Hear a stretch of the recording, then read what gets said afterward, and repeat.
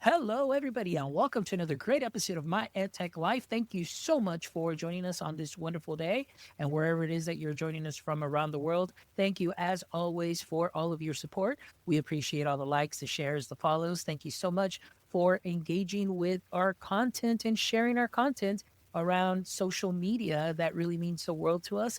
As you know, we do what we do for you to bring you some amazing conversations with amazing guests so that way we may continue to learn from one another, both professionally and personally as well. And of course, this mission wouldn't be made possible if it weren't for our amazing sponsors. So thank you so much to Book Creator, Eduade, Yellow Dig, and Peelback Education for your support in our mission. And I am excited about today's show. As of course, I always am excited about every show because I get to talk to some amazing educators, creators that are out there doing the work, that are out there helping educators and are just everywhere at conferences. And of course, today's guest is pretty much all of those because it seems like she is everywhere. And that is something that is fantastic. I've been following her on LinkedIn for a very long time. And I would love to welcome to the show today Lindy Hockenbary. Lindy, how are you doing? I am great. I'm so excited to be here. I'm a longtime listener of my EdTech Like podcast, and it's great to be on the other side and be on the podcast. Yes. Well, I'm excited that you're here too. And of course, I know we talked a little bit pre chat, and I know you've got some exciting things too that you are working on. And that really gets me excited too, as well. So maybe we'll share a little bit of that later on in the conversation. But before we get started, Lindy, for our audience members, if there are any that are out there that may not be familiar with your work yet or having connected with you yet, can you give us a little brief introduction and what your context is within the education space? Absolutely. So my name is Lindy Hockenbary. Hockenbary's a lot. So shorten that down. If you think of the Lindy Hop, I am the Lindy Hop. You can just shorten that down. Everybody's always like, well, do you do the Lindy Hop? I'm like, no, I don't. You don't want me to dance. But it is a really good way to remember my name. I have spent my career in education. I started off as a middle school, high school CTE teacher. I taught business and family consumer sciences. And when I taught business, my classroom was a computer lab. And this was in the mid to late 2000s before like laptop currents were a thing, Chromebooks didn't exist. So when I say my classroom was a computer lab, it was literally a computer lab, like 25 old school desktop computers with the huge towers and the really deep monitors that took up almost my entire classroom in little tiny rural Montana. So using technology as a learning tool always came natural to me because I always had that quote unquote one-to-one environment. I had never heard that term at the time, but that's now, the term where every kid had a device in my classroom. And in fact, I love this little tidbit. My classroom was the only device access that the 7th through 12th graders had was my classroom. So because the other end of the building was the K6 and they had a computer lab, but the 7th through 12th graders weren't allowed to use the K6 computer lab. So the only computer lab they had was my classroom. So I constantly had the seniors coming in my out of my classroom, typing their scholarship applications and their college applications and doing their AP English work and such, because that was the only option that they had. And that then led me into a career in EdTech. I worked as a technology integration specialist. And then for the last 11 years, I've been a K-12 EdTech advisor and strategist, helping schools, educators unpack the effects of emerging technologies on their curriculum and their instruction. So I do a lot of professional development, a lot of thought leadership around the K-12 EdTech space. That's excellent. And you know what? What a great experience from when you first started and just being within a lab the whole time. And I mean, you've seen it all. You've seen everything, and the way that, at the rate of change that everything is going, it's just been amazing. And the fact that you were there also helping students or seeing them just, type in their scholarship applications and so on. I mean, a lot has changed now. And I know that you know that for a fact because I know that you are at pretty much almost every major conference and a speaker. And again, if you do not follow Lindy on LinkedIn, please make sure you do so, as because she really shares some important things. She shares obviously the work that she's doing at conferences, but also the thought leadership aspect of it, just profound questions that are out there that are definitely very engaging. But Lindy, I want to go back a little bit here, and your experience that you mentioned, going from classroom to tech integration specialist, and of course now professional development and being able to help other districts, other campuses, and at that conference level. I want to ask you, at what moment or what was one moment in your early classroom days and teaching that kind of shaped the way you think about educational technology? Oh, I love that question. When I was teaching business education in the US can be very business, it can be businessy, like marketing and accounting, or it can be very tech heavy. It can be a mix of both. Mine was very tech heavy, hence the computer lab being my classroom.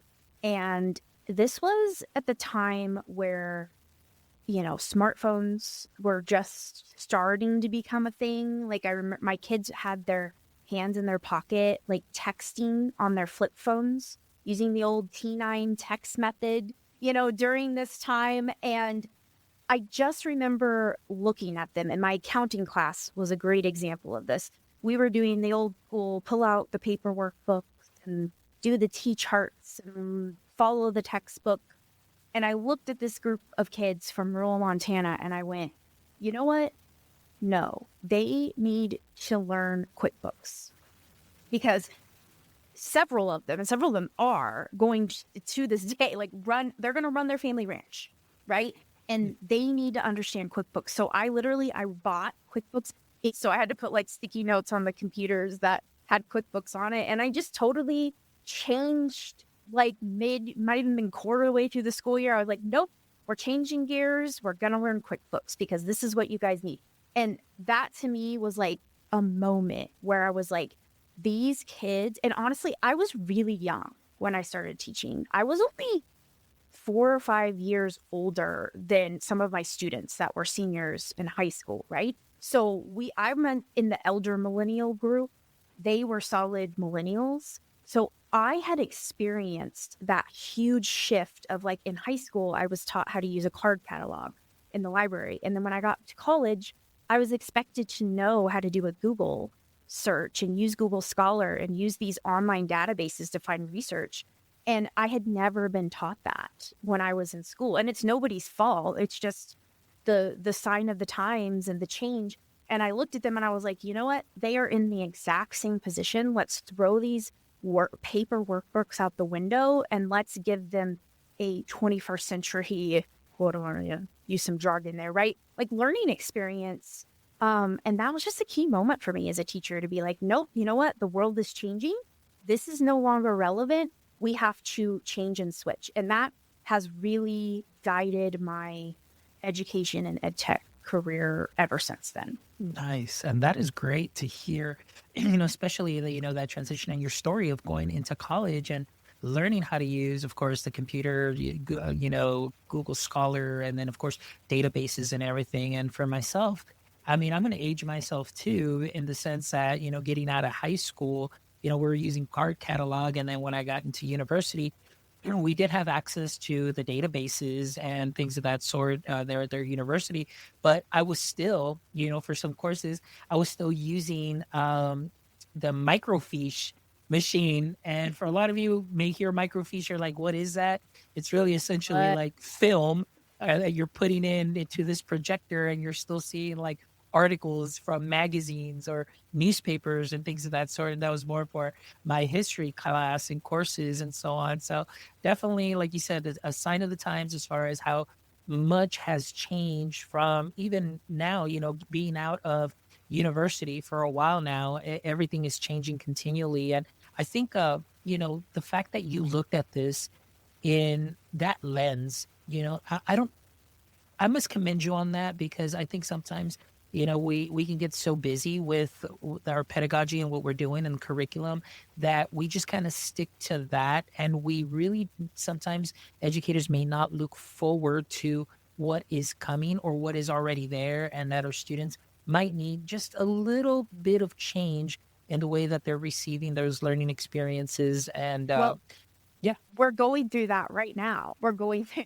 like that exact scenario. And actually, I use this example. I have a training idea that's all about how AI is changing research, right?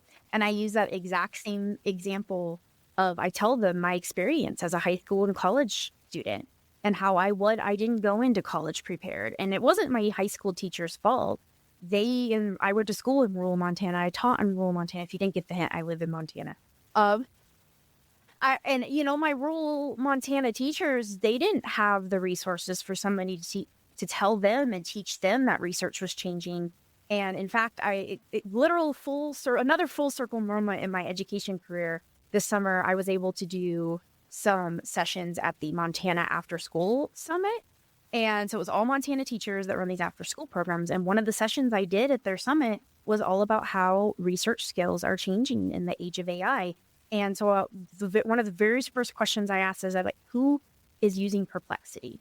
I think maybe one hand of 35, 40 teachers in the room went up. And I said, who has never even heard of Perplexity?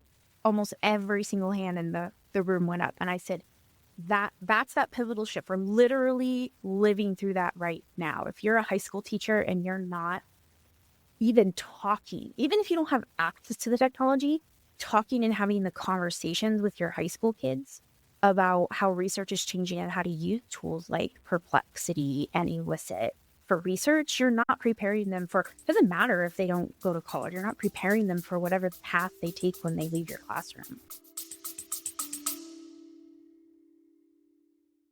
Behind every classroom door, there's a story of patience, creativity, and the quiet power of shaping the next generation. Peel Back Education shines a light on these lived experiences, the real voices of educators on the front lines. Don't just subscribe to Real Voices, discover them, connect with them, and maybe even share your own too. Visit peelbackeducation.com to discover the stories shaping education and the people just like you living them every day.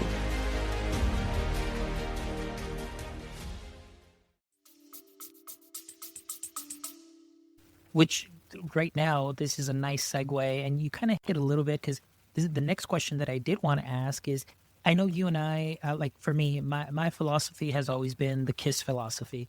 Keep it simple and streamlined. I know some people put something else on that last S, but for me, Yeah, another version of that. Yeah, there's another version out there that's floating around, but that's not mine. I have always been one of those that I want to keep it simple and streamlined for all my educators. And so I want to ask you, with that example in mind that you gave, and I know you kind of hit on it a little bit, but in your experience, we know, at least for us that are out there and doing the research and, always trying to stay at least 10 steps ahead, 15 steps ahead of everything that is happening.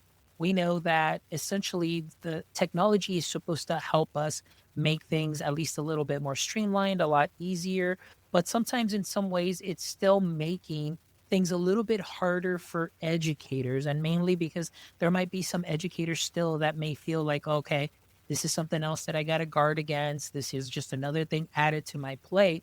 So I want to ask you, in your experience when you go talk to educators and do conferences and so on, how do you flip it on them to kind of maybe help them change that mindset? I love that. I call it the one more thing mentality is really ingrained in education, and for good reason. Educators are filled to the brim. I use the analogy of a jar of marbles, and education is like a jar of marbles that is overflowing, and we keep throwing marbles in, and then they're just falling out and rolling all over the floor, and people are tripping over them and stepping on them and falling and breaking their legs, and we just keep throwing more marbles at it, right? So like there's very much this mentality of not one more thing, not one more marble, don't throw one more marble at me. So literally like that is one of my main missions in the work that I do, is to help educators and get them to see and give them strategies and tools and templates and toolkits that help them make it so it isn't one more thing. One of my big initiatives right now is this idea. I'm working a lot in AI and education, as you can imagine, a big focus around AI literacy and the importance of AI literacy. Well, of course, when you go to a teacher and they're like, hey, guess what? You got to teach AI literacy now. One more thing. When I don't have the time, when I do it. So my perspective is this idea that AI literacy isn't extra, it's core. And what I mean by that is technology does not exist outside of core curriculum. Humans create technology because they went to school and they learned and they understand core curriculum. They know math, they know science, they know English, they know social studies, music, the arts, right? Like on and on and on and on. CTE, of course, all of them. It's because they know and understand these things. They're able to take that knowledge and create these really amazing technologies. But then what do we do in school? We take and we pull that completely out of our curriculum and don't embed it, right?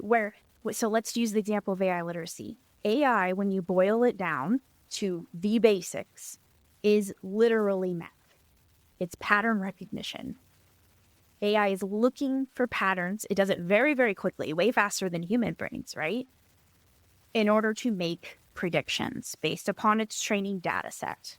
That's math. So I show teachers how you can actually take and embed AI literacy concepts within the standards and learning goals that you're already teaching. Does that make sense? So it doesn't have to be one more thing. It doesn't have to be an add-on. It doesn't have to be its own class. You don't have to have an AI literacy class now that we know how important it is to teach AI literacy, right? Which is typically what we've done with the concept of digital citizenship. Is pull it out. I have a whole nother initiative about that, but I won't go there right now. Yeah. And but I agree with you. Sometimes it just feels like we silo all of these things, and that's why it just feels so overwhelming and overbearing on teachers that it's one more thing. But if we, like yourself, being an awesome bridge from the world of tech into the classroom and showing how and bridging that tech and those initiatives and the generative AI and digital literacy and all that good stuff, and you're that bridge to show them how this is already or can be embedded into their core content is something that is fantastic. And I think sometimes we do miss the mark. And I'm talking as far as at the district level, because I think this is the way we've always done it. Any new initiative is just an add-on, but why not let it be something that is built in, or that they can see that it is already something that's built in, and that you're just, like I always say, sprinkling a little extra to what they are already doing great. It's already sprinkled in there. You can, build off of that. So I really like that you're sharing that with us, because I think oftentimes what we hear and what I see on LinkedIn, and you and I are very active on social media, it's like we see like initiative, through initiative, and then you see, for example, this organization has got, digital literacy, AI literacy. Then this other, foundation has, AI literacy. And I remember your question on LinkedIn. It's like almost like saying AI literacy for that many times, it kind of loses its meaning. And we really don't end up not knowing what it is, because everybody has a different definition of it. Yes. But I love the way that you are framing this for the teachers, that it doesn't have to feel like an add-on. It's already something that you're doing, but you're making that connection. That's fantastic, which kind of leads me again to my next question. This is fantastic the way it's working out. Full disclaimer, I did not send her any questions, but it's just working out great as far as, our conversation. But, Lindy, you have done, and again, I sing your praises, because you have been doing so many great things. And I know once people connect with you on LinkedIn and we share all your links, they're going to see, your experience and the wealth of knowledge and the wealth of work that you're putting out there. But I know that you do help teachers and in schools trying to make, I guess, learning real, and especially with technology. So I want to ask you, what does real learning now in 2025 look like, especially with generative AI in the mix? I love that question. If you follow me, one of the things I love to talk about is assessment and redesigning assessment. I've been talking about this for years. And then now generative AI, especially, and agentic AI really is forcing us to really have to redesign assessment. And let's not lie, like we've needed to redesign assessment for a long time in K-12 education. Of course, I'm very much generalizing and stereotyping a bit, but in general, there's pockets of success out there, but in general, we really need to rethink assessment. So in terms of like, how do we make learning real in the age of AI?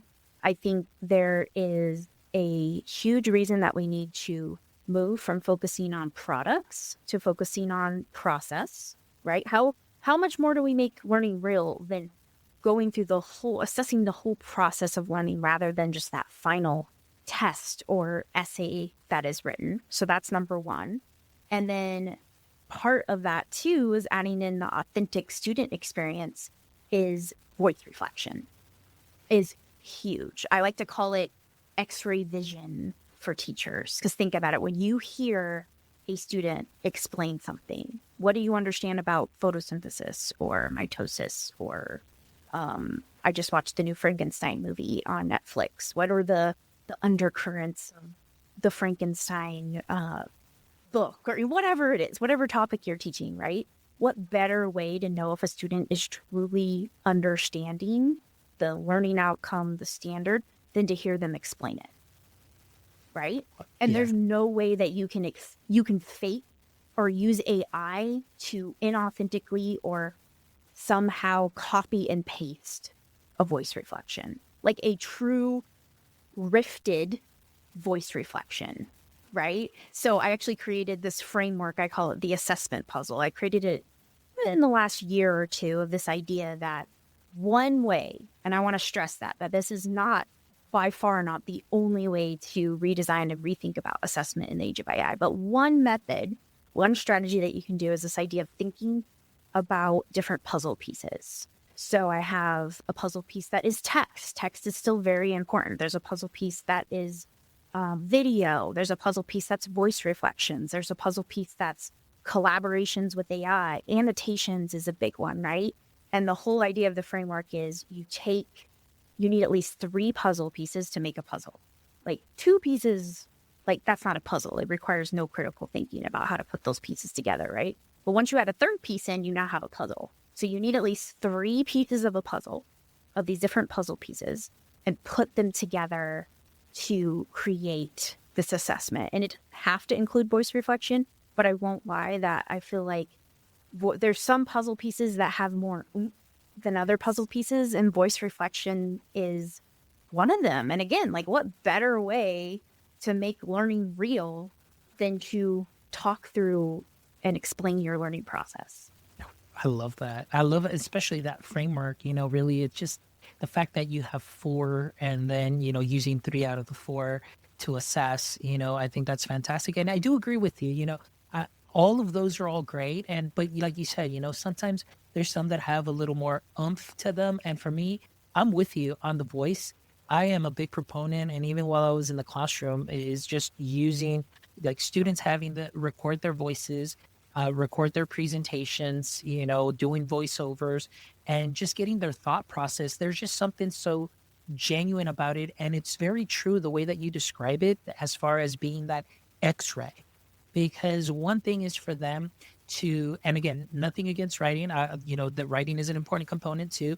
They can go ahead and write, but there's just something about them when even you hear their inflections when they speak, their facial expressions, they're still conveying a message there. And again, like you said, being able to tell, what their thought process is. And even though they may do some research and they may, get generative AI to help with an outline or anything like that. But when they present it to you in such a way, I think that's something that is so valuable there. And that's why for me, just podcasting in the classroom is something that has been great, and little micro podcasts that are like 90 seconds where I would say, okay, here's what you need. This is what I need you to explain. Here's the topic, World War II.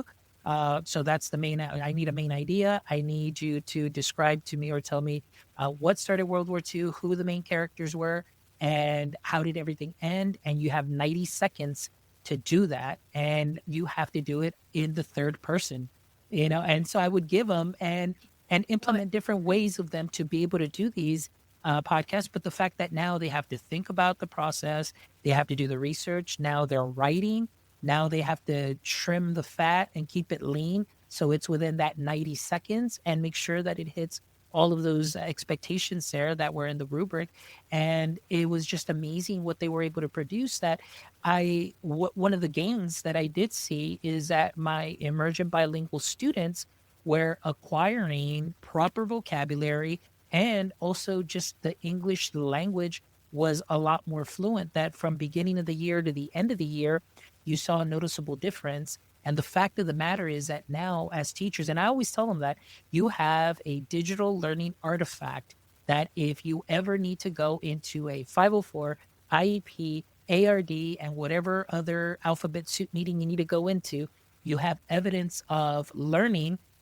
You have evidence of where the child started to where they're at now, maybe mid-year, at the end of the year, and there's documentation there rather than just showing up and saying, well, they're getting 70s, they're getting 60s. Well, what can the student do? Well, study more. Well, no, I mean, look at what I have. I have them, look at how they're speaking, look at the growth. We need to work on this. This is how they're going to improve. And now you have a plan of action that you can share. And so those are some of the things too that, I mean, that I always say that with what you're doing, those are wonderful artifacts that can be set aside in a folder and portfolio that they can continue to take along with them as they move on from year to year and show that progress, but also evidence of learning. And I think that's so powerful. I mean, and even in my dissertation courses, I had, talking about principles, I had assistant soups in some of those courses. And I remember my professor saying, okay, guys, this is what we're going to do for this semester. You have a choice board. You get to choose how you want these 22 contact hours. You can either read a book or do a book study. You can go ahead and write an essay. You do whatever way or combination thereof. And just the look on the adults' faces when they're like, what do you mean? And I was so excited. I was like, this is amazing, because this is what I do with my kids. And I was like, this is my jam. Like, I'm totally going to ace this class. And of course, there's me raising my hand, say, Professor Jewett, can I do a podcast? Sure, go ahead. I was like, that's it. I'm done. I got an A. I'm good. But everybody else in there, what shocked me was it was more of, just tell me what to do so I can mimic what you're giving me to get the A. And so I love your framework that it's not about mimicry. It's about actually putting thoughtful effort into the learning and showing the real learning. So, man, that's great. That is great, Lindy. Yeah. That's Your example of a podcast is literally one of the examples I have in my assessment puzzle toolkit that expands on this framework. So one of the ELA examples is record a podcast informally reviewing a book, include a visual cover image for the episode too. So again, that's bringing in those different puzzle pieces, right? We've got the visuals, that's important, but not just the visuals. There's text layer there, but then adding that audio, that voice reflection over the top of it, like perfect. And you said it, it's genuine. It's genuine. And what's the conversation around AI right now? Not just AI in education, but AI in general. AI slop, right? Is the new, if you haven't heard this, actually named the title of my assessment puzzle toolkit is Tired of Student AI Slop, Solve It with the Assessment Puzzle Toolkit. Because there's literally, it's such an issue, both in education and the workforce right now, that we've come up with this pop culture term to describe this inauthentic, this non-genuine production of information that you can now do with mostly generative AI, right? Voice reflections, annotations, that's genuine, that's authentic, that's real learning. I love it. I love it. That is fantastic. All right. So here's my next question to you, Lindy, because I'm always curious too, and especially with somebody like you that gets to visit so many schools there in your area, but also I'm obviously presenting many times and you have different teachers that come in. So from your vantage point, what might still be some of the biggest misconceptions that are out there that teachers are holding on to about AI?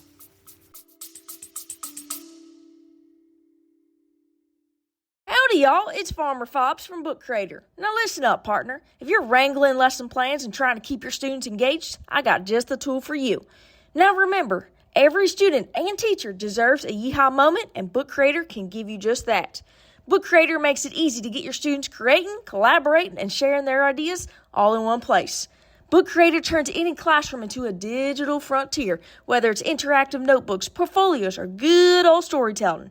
Now, did I tell you it plays nice with all the other favorite apps? Egg Smash It, I mean App Smash It with Adobe, Google, and much more to take creativity to greener pastures. So saddle up and give it a try. Use promo code MyEdTechLife for a 3-month special treat.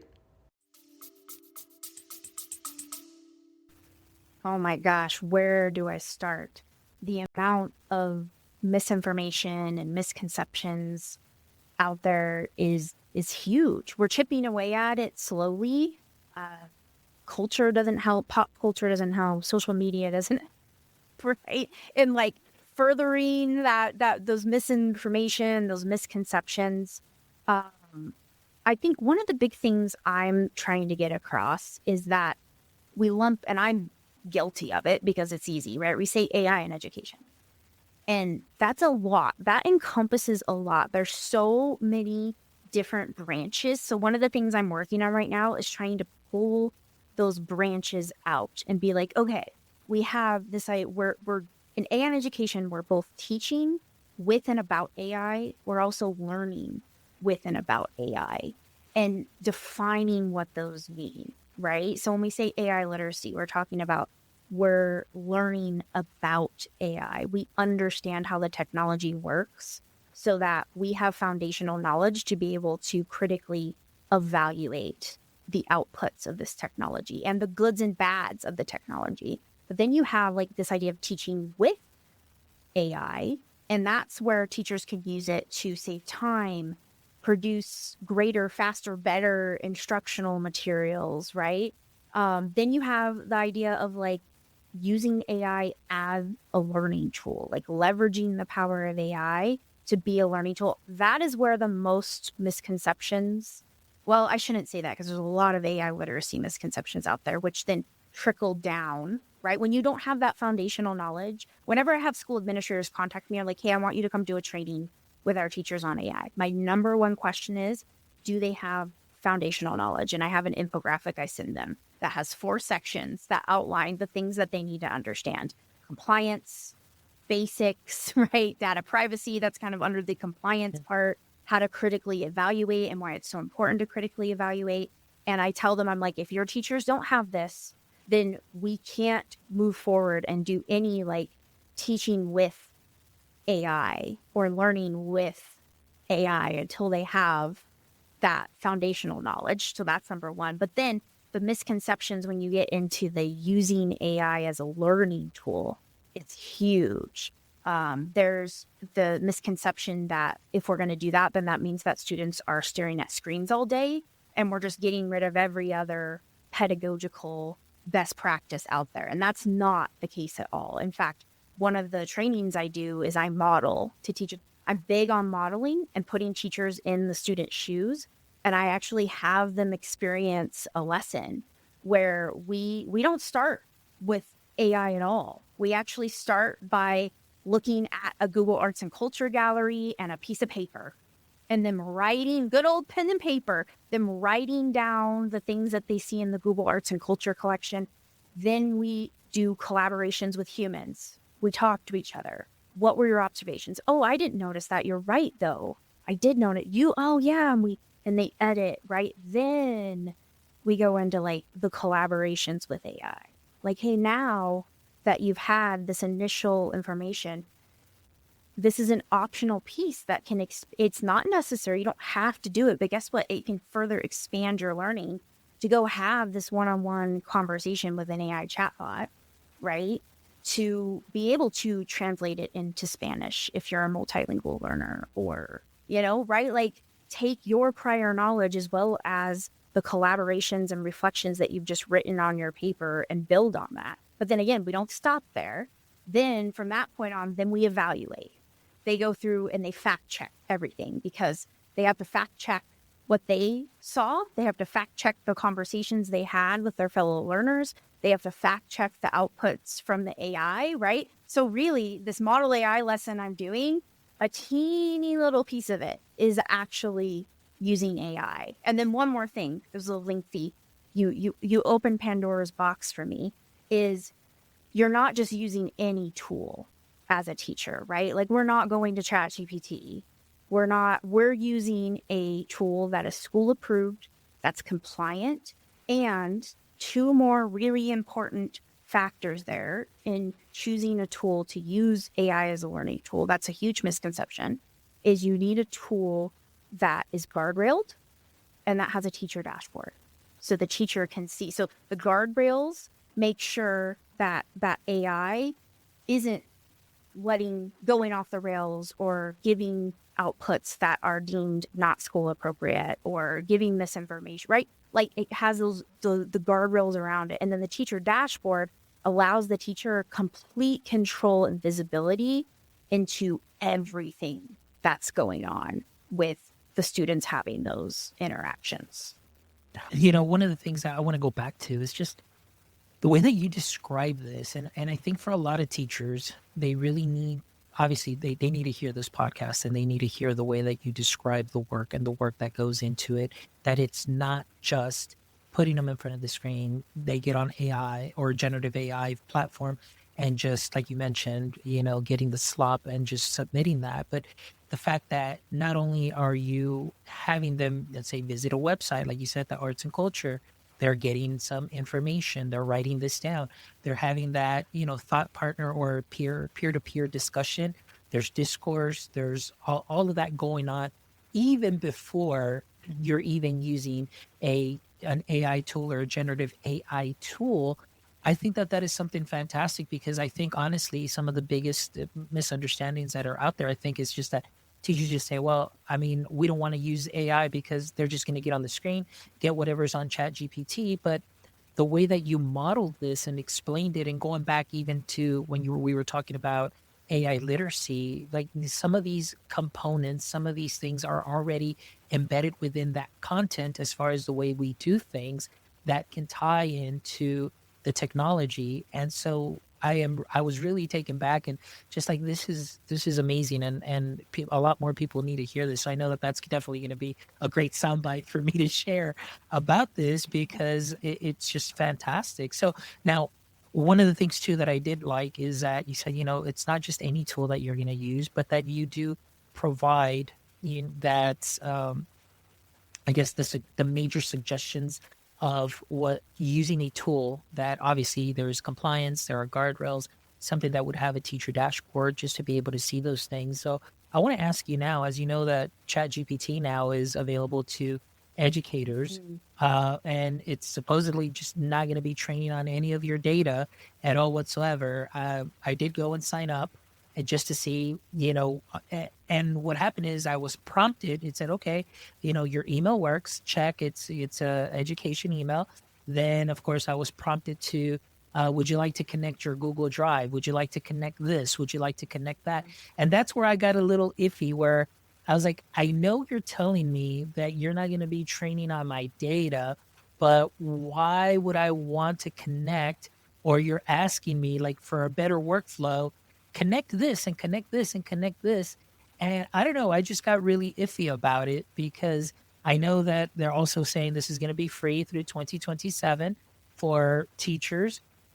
What do you think that this is going to look like once we get into 2027? Do you think that now, ChatGPT has entered that market already within education where now the teachers won't be able to live without it? And so what are your thoughts on that? Oh, I love that question. I shared out, the announcement was last week. I shared it out in my November newsletter that, hey, this is brand new. This is huge, in my opinion. I have been preaching by the way, this week is the 3rd anniversary of ChatGPT. Of 2022 is when it came out.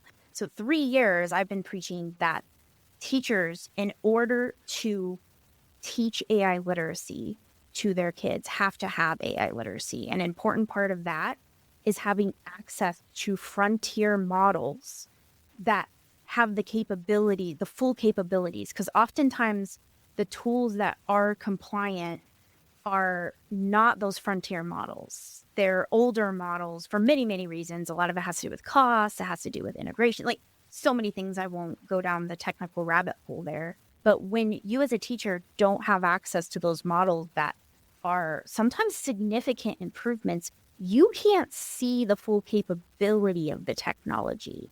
So then you don't fully understand. One of the things I do in my my assessment puzzle conference session when we're talking about redesigning assessment in the age of AI is I give them a preview about where the technology is. And most of the time I have gasps and big wide eyes and jaws dropping to the floor because most people have no idea, because what's available at the consumer level and then is limited compared to what's available at the enterprise level. And then what's usually available for schools and teachers that's compliant is usually a step below what's available at the consumer level, right? So if you haven't seen what this technology is capable of and how fast it's moving and changing, you might not, as an educator, fully understand and embrace that reason and why you have to change and you have to learn yourself, and you can't just fan and block and ignore the technology. Does that make sense? Yes. So in terms of that, that's where I was like, oh, this ChatGPT for teachers is huge, right? Like this could potentially be huge to give educators unlimited access to the frontier models. And that was the key difference for me. So up until last week, you had to pay $20 a month for ChatGPT to get not limited access to the frontier models. And the free version of ChatGPT, and that's another thing, if you've only ever worked in the free version of ChatGPT, you don't even understand that you're limited or what a frontier model is, because there's no way to toggle between different large language models in the free version of ChatGPT. So from that basic AI literacy perspective, I was like, oh, wow, this is huge. But I made sure to say in my newsletter, this is brand new. I'm still exploring it. They're saying they're compliant, but this has to be checked. So one of the things that I do not love that they did, that ChatGPT, or I should say OpenAI did with ChatGPT for teachers, is they made it so that any person from a school can go sign up and verify and basically like claim that school's domain, right? Where really it should be required that like a tech director or someone from the school is doing that and is going through those compliance checks and then adding teachers from the school in with their school email addresses. Because that's a huge potential compliance breach that's now out of the school's control. So I really don't like that part of that. I am digging into like, all right, they're saying they're compliant, but what level? Like, what are their privacy policies actually saying? Are they actually FERPA compliant? That's really, really tricky to determine, and it takes diving in to and actually looking at their privacy policies to determine that. So, moral of the story is, I think it's a huge potential win, but still a lot of unanswered questions, only being a week into the release. Yeah. Does that answer your question? Yes, in a roundabout way? absolutely. Yeah. I mean, great answer. And again, like to me, it just seemed like, well, when they're encouraging you to, oh, go ahead and connect your Google Drive to this and connect this, right there, I was like, ugh, like I just really don't feel comfortable with that. Compliance, Yeah. red flags. Yes, everywhere. exactly. It's for teachers. It's not going to train on my data. And so for any teacher, it's like, well, it says it's not going to train on anything. Sure, let me go ahead and just go ahead and add my Google Drive to it, where I was like, well, wait a minute, do you own that Google Drive? That really belongs to the district too as well, because it's part of their domain. And like you said, there are other things out there that we may not know about, and how maybe there might be some data that is still being used. So again, just proceed with caution. That's what Lindy and I say. So just make sure that, do a research and do your thorough research yourself too before using, and just to make sure that everything is good. Now, Lindy, as we kind of start wrapping up a little bit, I did have a couple of questions here as far as I know you did mention, you are coming from Montana. So I know that probably there's a lot of rural school districts that are out there in those areas. So I want to ask you, because I mean, obviously I live in a different demographic here than in a rural area, but what is it that you see that are some unique challenges for the rural communities, the educator communities, what are some things that they face as far as adopting AI, maybe beyond the budget, things of that sort? Where do they stand? What do you see? Oh my gosh, where do I start? This is my life. This is how I got into EdTech. Well, not exactly, but kind of. I got into the work I'm doing right now with EdTech. Let's to support those small rural schools because I was there. I was a teacher in a rural school and I knew how it's sometimes impossible to even get technical help, let alone instructional help. So there's that. But for me, the biggest thing with the small rural schools is they don't have the manpower to work through things like compliance.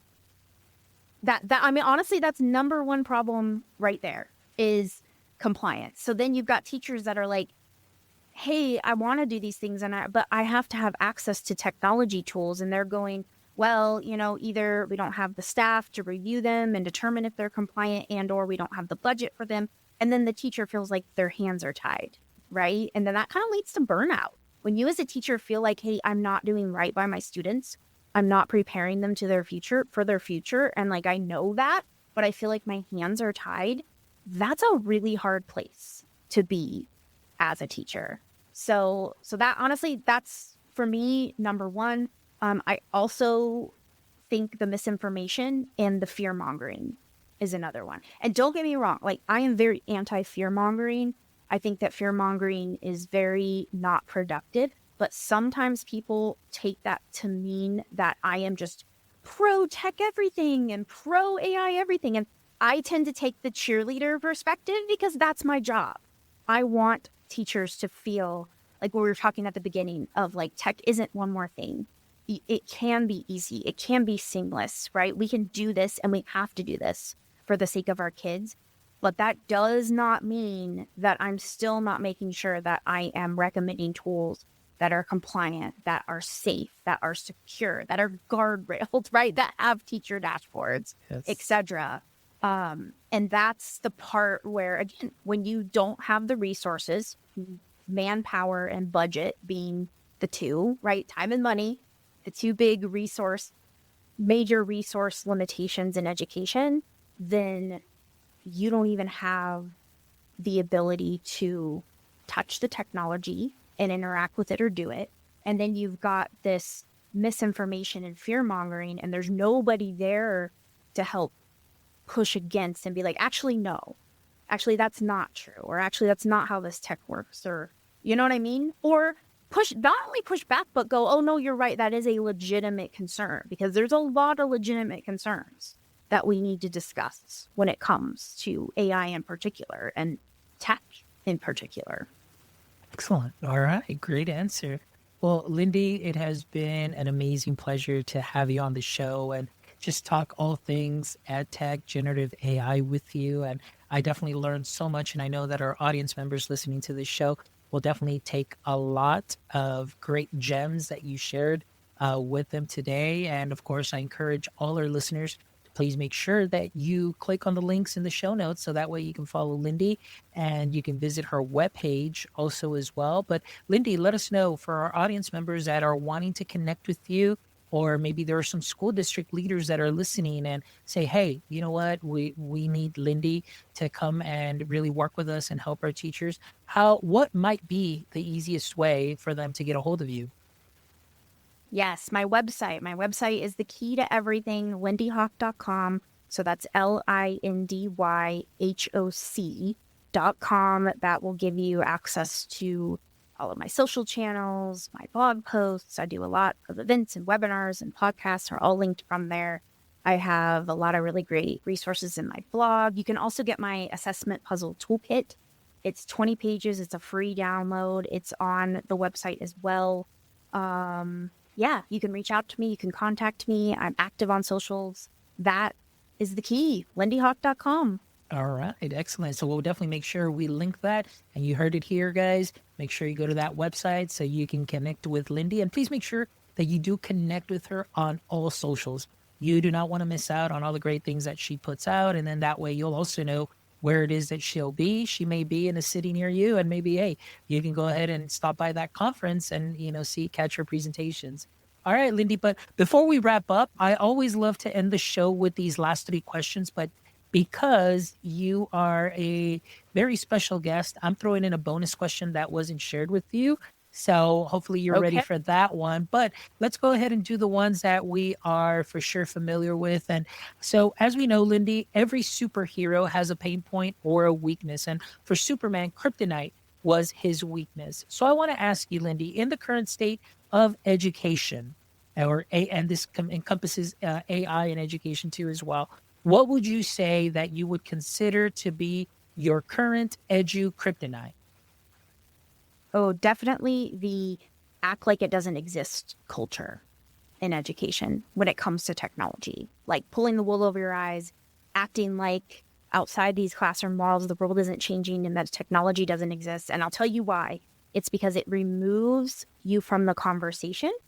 And in order to shape the future of technology and make sure it goes down the good path and not the bad path, you have to be a part of the conversation. And you means everyone in the school, your teachers, your leadership, your staff, and of course, your students all have to be part of that conversation. Fantastic answer. I love it. Thank you so much for sharing that one. All right, question number 2. If you could have a billboard with anything on it, what would it be and why? Oh, so this is, I told you I kind of got into this early and I was like, I won't go there now. But one of my initiatives is this idea of that we need to reboot civics. So my billboard would say, reboot civics. There's no such thing as digital citizenship. It's just citizenship. Because AI is pushing us into this realm where it's not just digital. And the mix of being a good citizen and digital citizenship is getting very intertwined.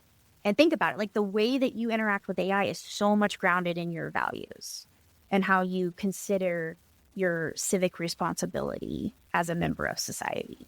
Fantastic. That is a great billboard. Love it. All right. Next question. If you can trade places with a single person for a day, who would that be and why?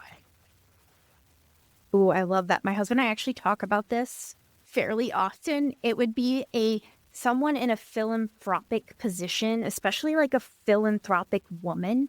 And the reason is one, I just want to be able to like know what it feels like to be able to just give, right? And two, I would use that day, if I had a day to switch places, to give to kids. I would give to schools. I would give to kids. I'd give to makers, all the things I would give to kids. Nice. Love it. Love it.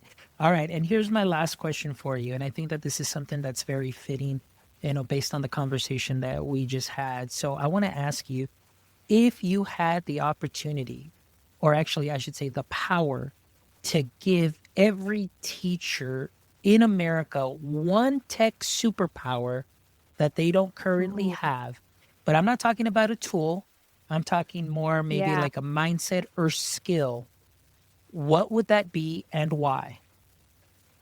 Oh, it would totally be what I was talking about at the beginning of the episode of being able to take technology and everything, the idea of algorithm, social media and social media algorithms and how AI works and embed that into what we're teaching because it fits so perfectly and it's so relevant to all of our lives, but especially Gen Z and Gen Alpha, which are all K-12 kids are either Gen Z or Gen Alpha right now, right?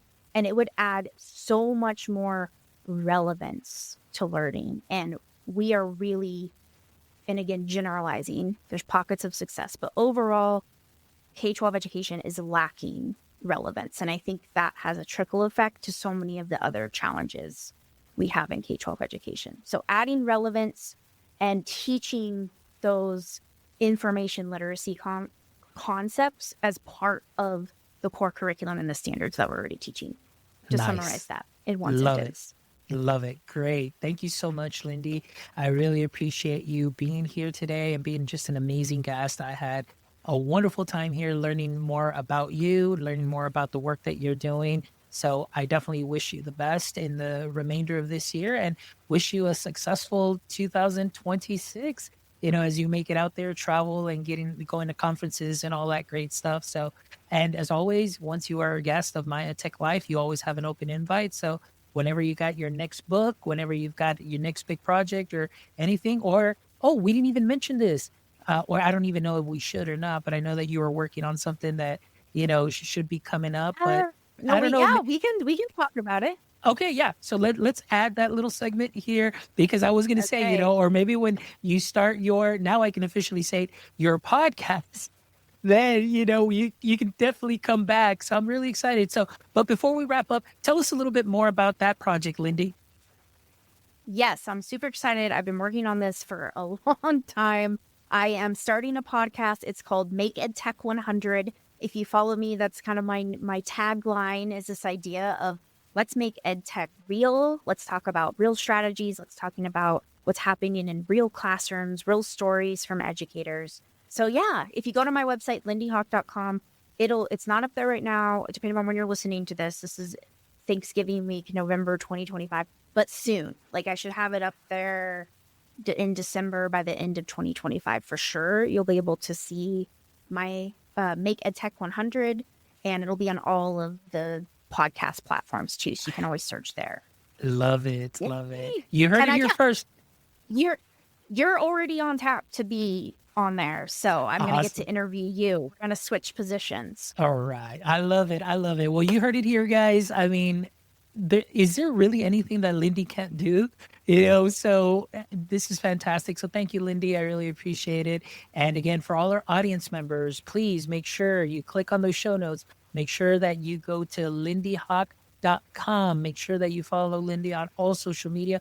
I promise you, you're going to definitely enjoy all the content that gets put out there, and you're going to definitely learn from it and engage with it. So again, she is fantastic. And again, for our audience members, also, please visit our website, myedtech.life, where you can check out this amazing episode and the other 340 plus episodes, where I promise you will get a little golden nugget from that you can already sprinkle into what you are already doing great. And again, this wouldn't all be possible if it weren't for our sponsors. Thank you, Book Creator, Eduate, Yellow Dig, and Peelback Education for your support. And until next time, my friends, don't forget, stay techie.